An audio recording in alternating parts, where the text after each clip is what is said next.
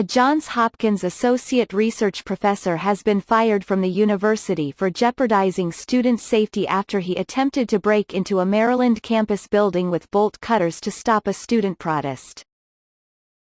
Around midnight on May 7, Daniel Povey, 43, led a break-in of Garland Hall in the middle of the night during a month-long sit-in by students protesting a bill that would implement an armed campus police force and the school's contracts with U.S. Immigration and Customs Enforcement.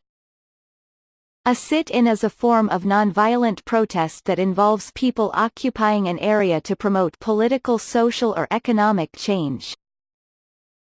Povey says he was frustrated by the protesters after they blocked windows and chained doors, forcing the administration to close the building during the final week of the school's spring semester. Povey, a speech recognition researcher, was responsible for maintaining servers for Hopkins Center for Language and Speech Processing, located inside Garland Hall, according to the Baltimore Sun. Being frustrated as the prospect of a long siege at Garland where our computer servers live, I organized a group of what I called counter-protesters to try to regain control of the building from the students, Povey said in a statement. This was on the evening of May 8. There was a scuffle and I was carried out of the building by the protesters. They then made allegations to the Office of Institutional Equity (OI), saying that I had attacked them. Povey also posted the termination letter online, which carries out on August 31, to give students under him the time to find a new advisor. The OI has been investigating the allegations that Povey engaged in violent and aggressive behavior during the incident at Garland Hall, as well as complaints that his conduct was racially motivated. The investigation from the OI used a quote from Povey saying, "We were met with more violence than we anticipated," as an admission of guilt. During the lockdown of Garland Hall, 7 protesters were arrested, 4 of them being students. Povey argued that quote stemmed from him shrugging to lawyers after they asked if he was confident the non-affiliated group brought to Garland would be able to follow instructions no matter what happened. In the statement released by Povey, he argued the protesters actually harmed and scratched him. He also believes whites, or white males, are being discriminated against, and he is expected to behave like a neutered puppy dog. Hours before he tried to break into Garland, Povey showed up with signs that read, "Enough with the progressive expletive, don't make me tell your mom," and "Let us get back to work." It was clear to me they weren't going to get what they wanted and they were wasting our times. Povey told the Baltimore Sun. Povey was originally placed on administrative leave following the incident before being fired. Hopkins spokesperson Karen Lancaster in a statement, "The safety, security, and protection of our students and others are of paramount importance to the university. Based on the undisputed facts of the case, the university took interim and now permanent action to ensure the safety and well-being of the community." The sit-in group met with university administrators to discuss the new police force and the school's contracts with ICE on July 24, with the next meeting scheduled for August 15. "I may not have my job," Povey said, "but at least I still have my dignity and my independence of thought."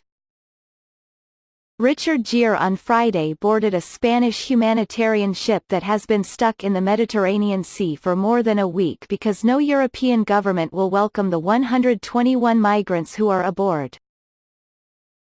In a bid to draw attention to the standoff, Gere boarded the Open Arms some 27 nautical miles off Lampedusa, Italy's southernmost island.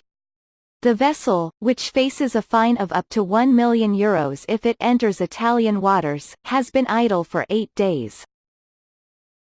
The Pretty Woman actor helped bring food and supplies to the boat and asked for support for the ship, whose passengers include 9-month-old Ethiopian twins. "The most important thing for these people here is to be able to get to a free port, to get off the boat, to get on land and start a new life," Gere said, urging the world to "please support us here on Open Arms and help these people, our brothers and sisters." Some online praised Gere for his humanitarian efforts, while others scorned him as a multi-millionaire who ought to put some of them up in his own home. Italy's firebrand Interior Minister Matteo Salvini, who is popular for his hardline stance against migrant arrivals and who this week plunged Italy into a political crisis, mocked Gere on Twitter.